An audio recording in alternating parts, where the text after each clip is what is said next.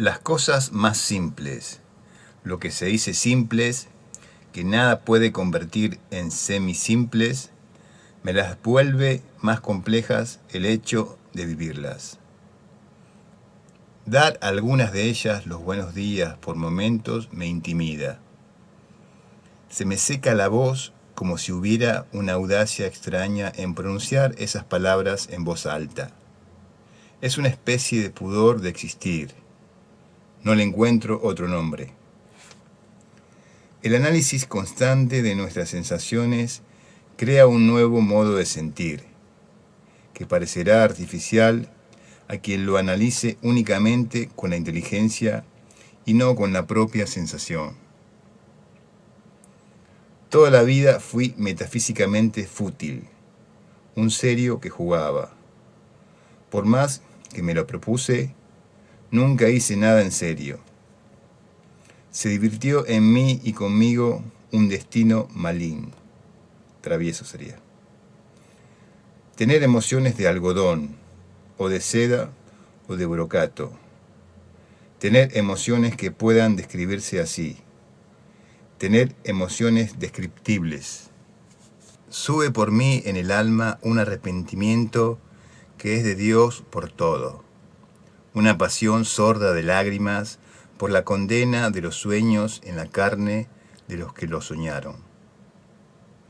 Y odio sin odio a todos los poetas que escribieron versos, a todos los idealistas que dieron forma a su ideal, a todos los que lograron lo que se proponían. Me paseo indefinidamente por las calles tranquilas. Ando hasta que el cuerpo se cansa tanto como el alma y me duele hasta aquel extremo del dolor conocido que brinda un goce a quien lo siente, una compasión maternal por sí mismo, que es musical e indefinible. Dormir, adormecer, serenarse, ser una conciencia abstracta de estar respirando apaciblemente, sin mundo, sin astros, sin alma, mar muerto de emociones que reflejan una ausencia de estrella. El peso de sentir, el peso de tener que sentir. La extrema agudeza, no sé si de las sensaciones, si solo de su expresión, o sí, más exactamente, de la inteligencia que circula entre unas y otras forma el propósito de expresar la emoción ficticia que existe solo para ser expresada. Tal vez no sea en mí más que la máquina de revelar a aquel que no soy. Hay una erudición del conocimiento, que es lo que con toda propiedad se llama erudición.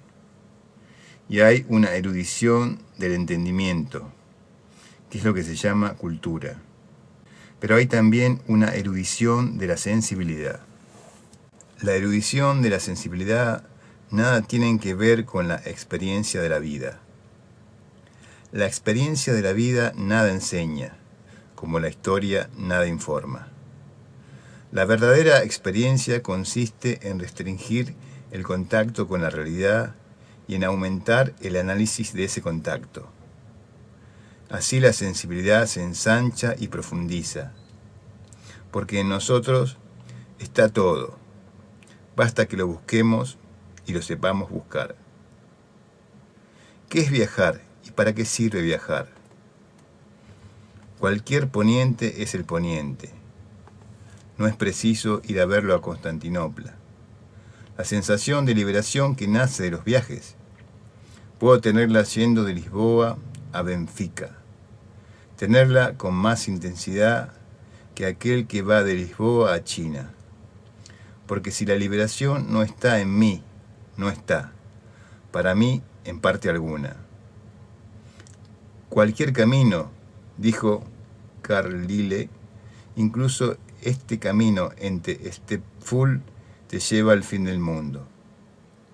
Pero el camino de Stepful, si se lo sigue hasta el fin, vuelve a Stepful, de manera que Stepful, donde ya estábamos, es ese mismo fin del mundo que íbamos a buscar.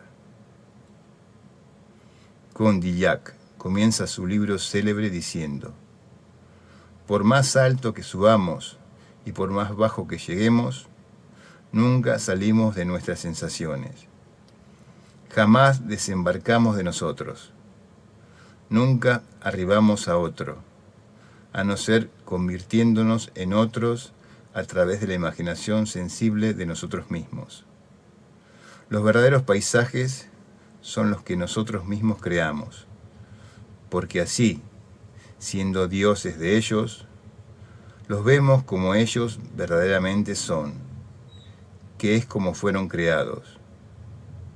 No es ninguna de las 5 partes del mundo la que me interesa y puedo ver realmente la 6ª es la que recorro y es mía. Quien surcó todos los mares surcó únicamente la monotonía de sí mismo. Nadie ha surcado más mares que yo. Ya vi más montañas que las que hay en la tierra. Pasé por más ciudades que las existentes.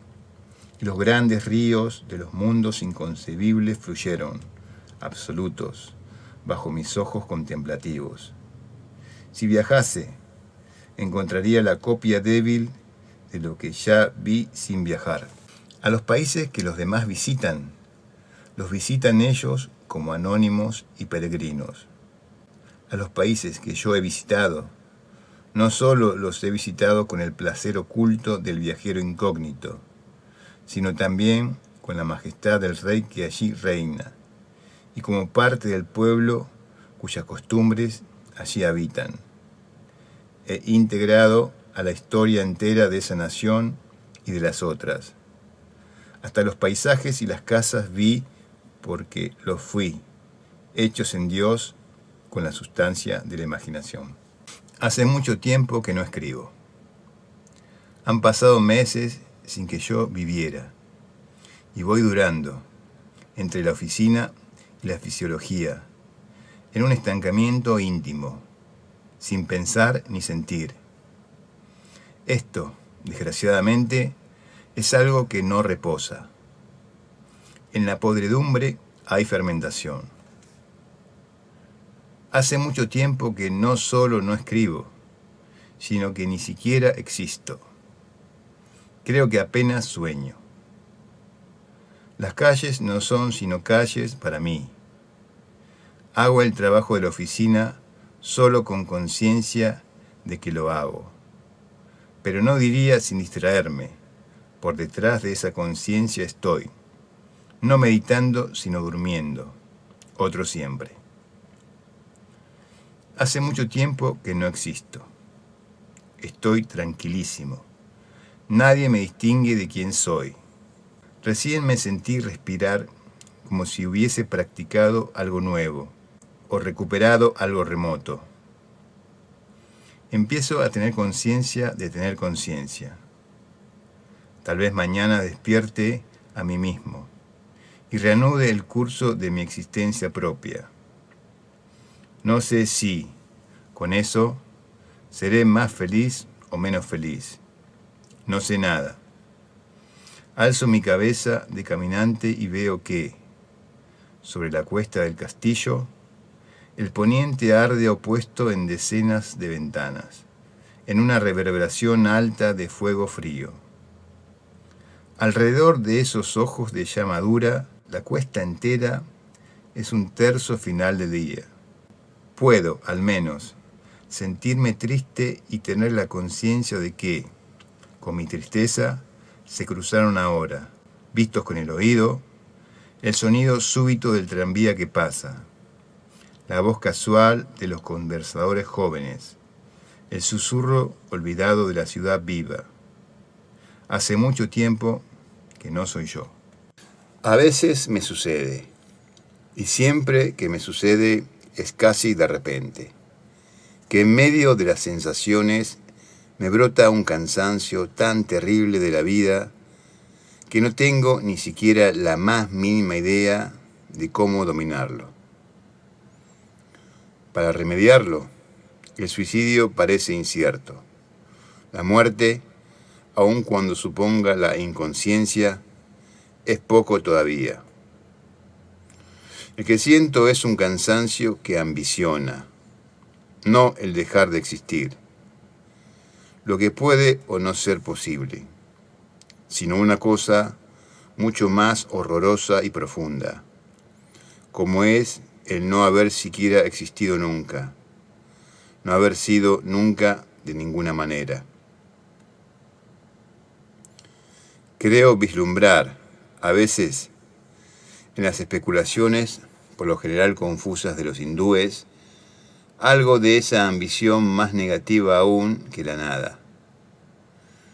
Ahora bien, o les falta la agudeza de la sensación para relatar lo que piensan, o les falta la acuidad de pensamiento para sentir lo que sienten.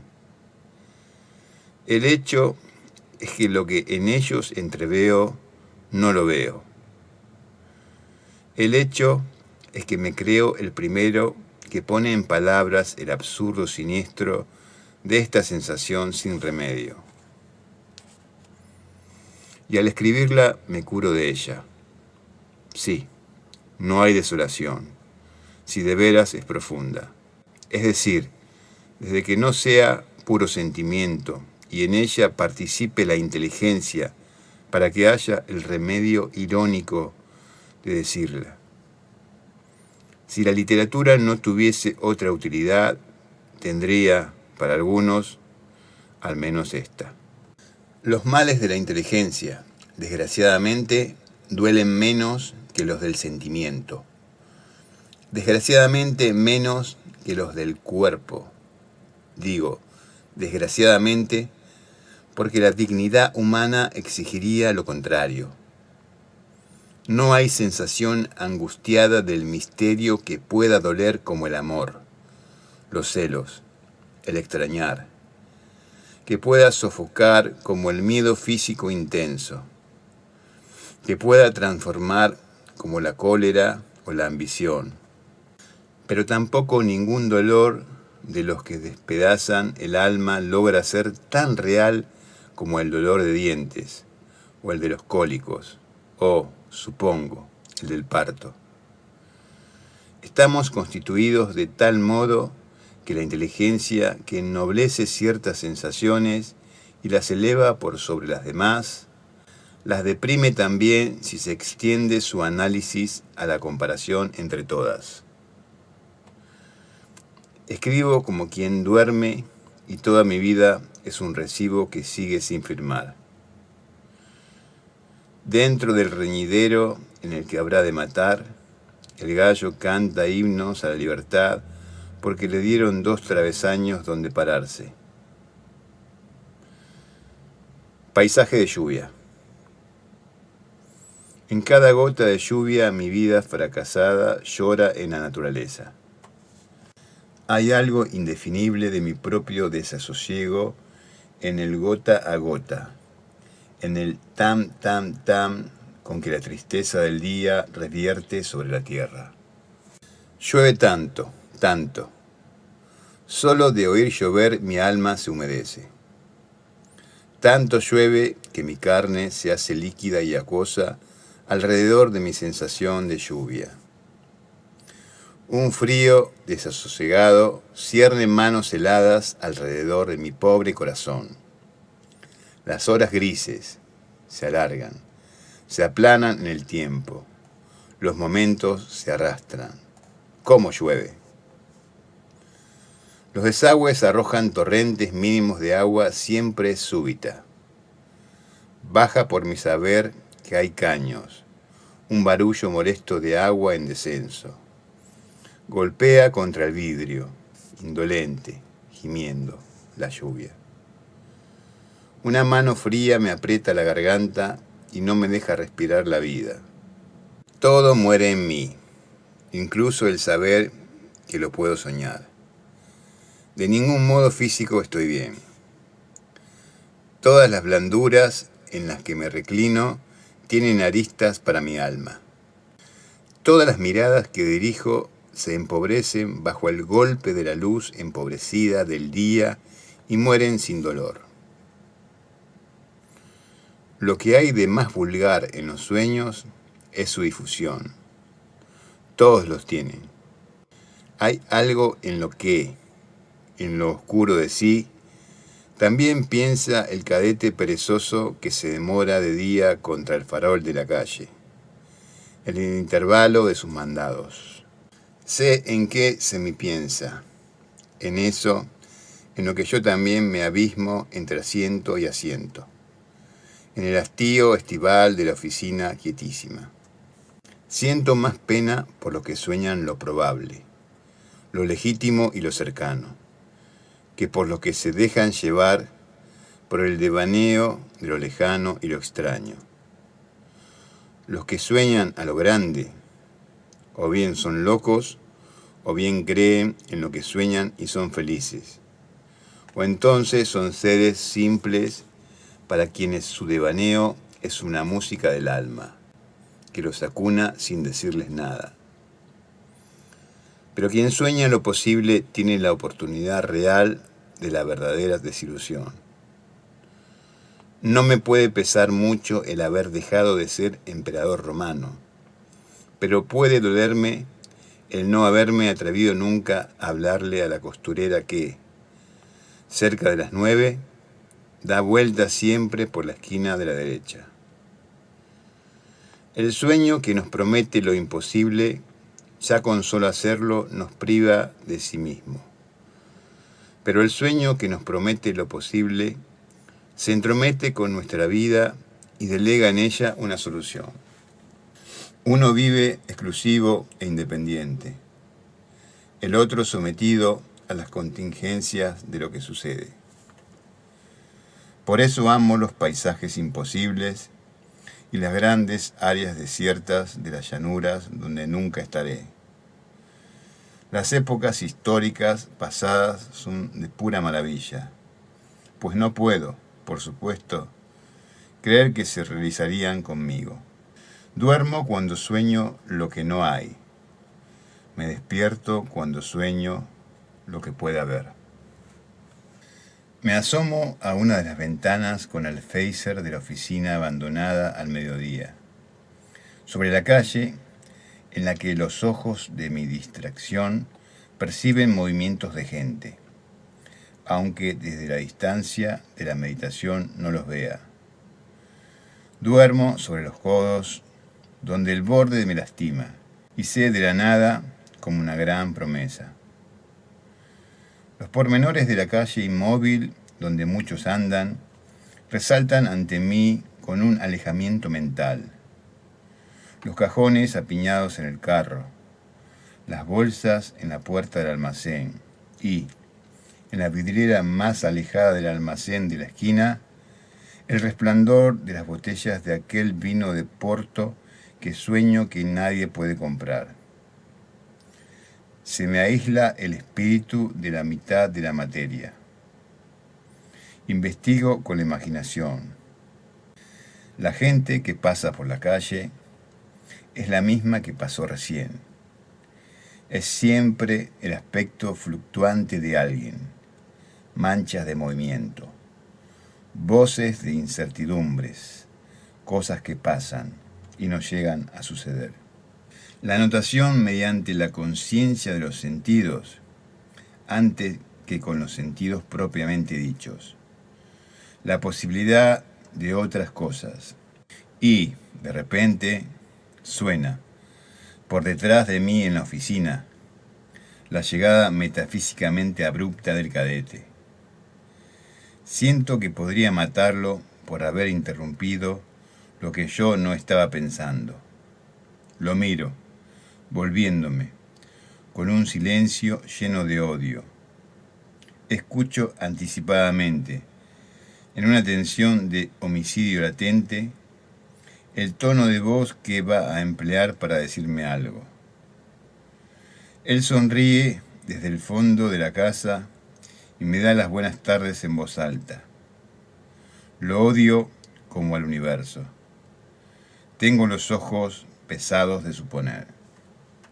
Después de todos estos días de lluvia, de nuevo el cielo trae el azul que había escondido, a los grandes espacios de lo alto.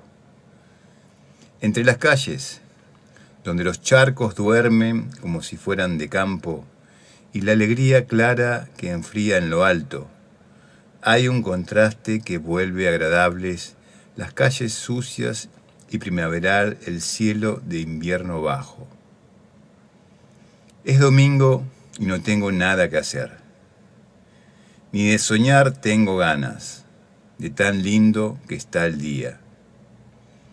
Lo disfruto con una sinceridad de sentidos a la que la inteligencia se abandona. Paseo como un oficinista liberado.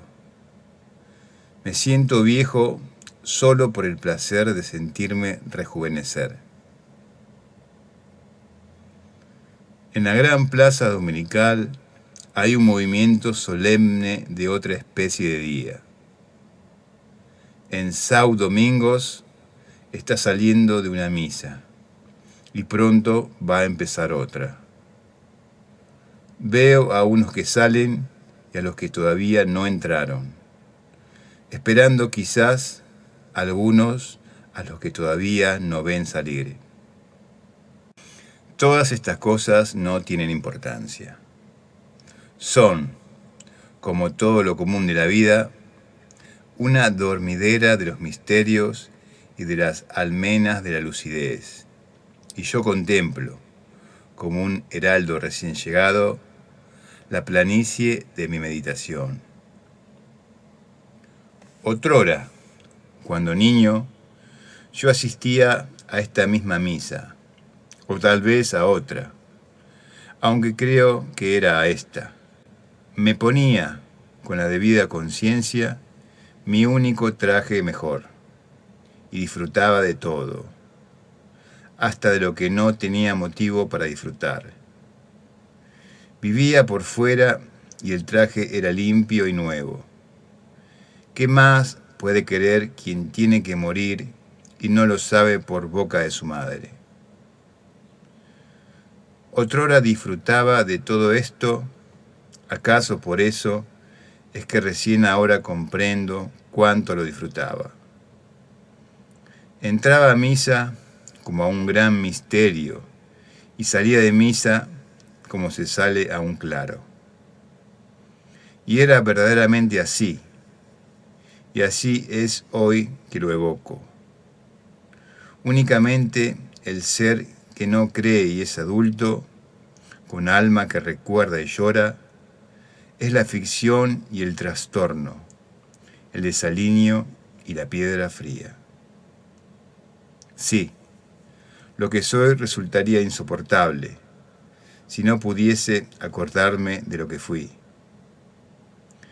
Y esta multitud ajena que sigue saliendo de misa, y el principio de la multitud posible que empieza a llegar para entrar a la siguiente, todo esto es como barcos que pasan por mí, río lento, bajo las ventanas abiertas de mi hogar que se alza sobre la orilla. Memorias, domingos, misas, placer de haber sido, milagro del tiempo que permaneció por haber pasado, y no se olvida nunca porque fue mío. Diagonal absurda de las sensaciones normales. Sonido súbito de Mateo de plaza que deja oír ruedas en el fondo de los silencios ruidosos de los automóviles. Y de alguna manera, por una paradoja maternal del tiempo, subsiste hasta hoy, aquí mismo, entre lo que soy y lo que perdí, en un previo mirar de mí hacia quién soy. Cuanto más alto el hombre, de más cosas se debe privar. En la cumbre no hay lugar sino para el hombre solo. Cuanto más perfecto, más completo. Y cuanto más completo, menos otro. Estas consideraciones se me ocurrieron después de leer en un diario la noticia de la gran vida múltiple de un hombre célebre. Era un millonario americano y había sido todo.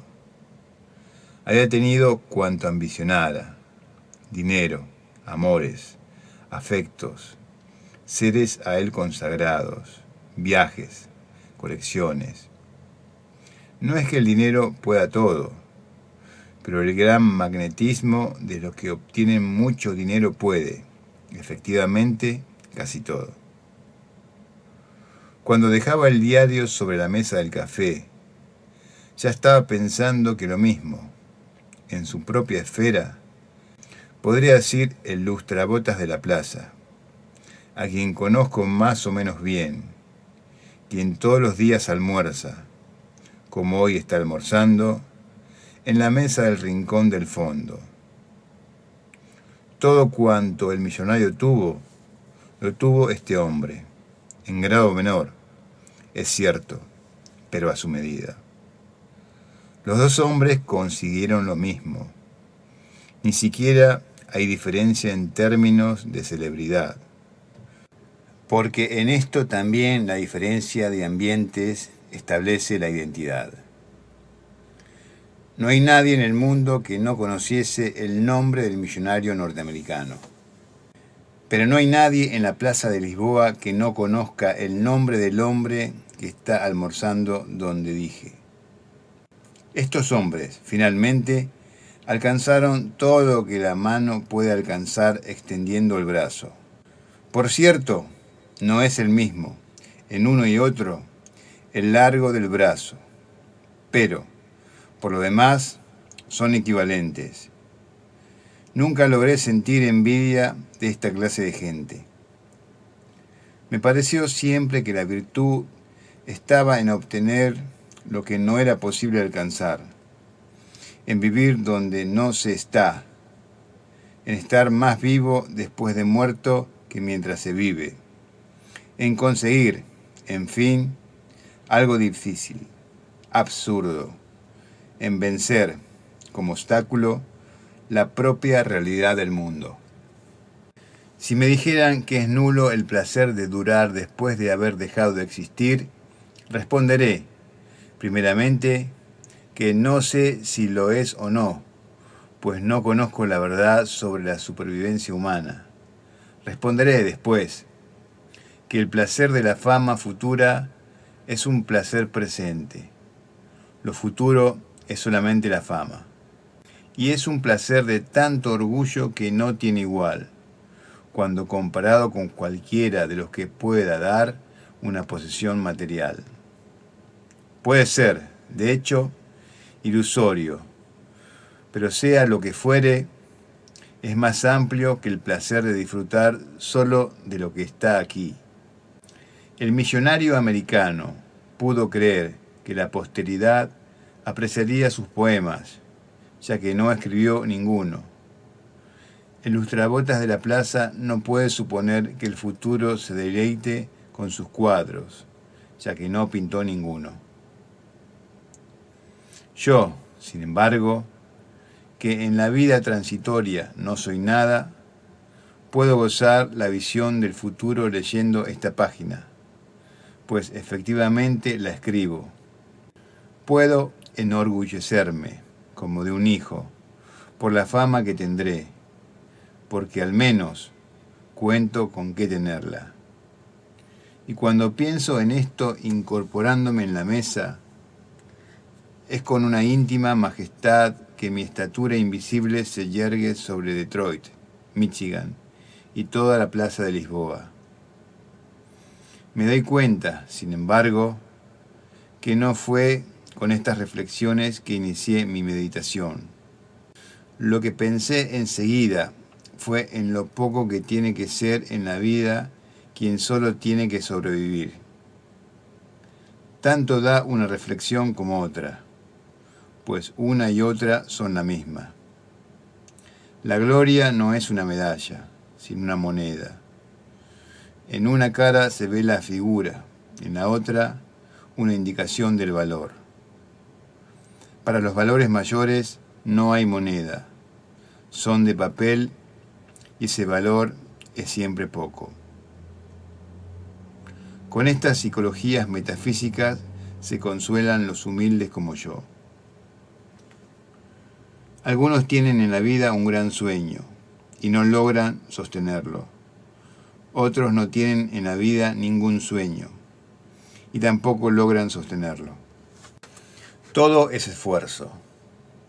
Sea cual fuere el fin al que tienda, sufre, al manifestarse, los desvíos que la vida le impone. Se convierte en otro esfuerzo, sirve a otros fines, consuma a veces el propósito inverso al que se propusiera realizar. Solo un fin bajo vale la pena, porque solo un fin bajo se puede concretar completamente. Si quiero empeñarme solo en lograr una fortuna, podré, en cierto modo, conseguirla. El fin es bajo como todos los fines cuantitativos, personales o no, y es alcanzable y verificable. Pero ¿cómo he de concretar el propósito de servir a mi patria, o ampliar la cultura humana, o mejorar la humanidad?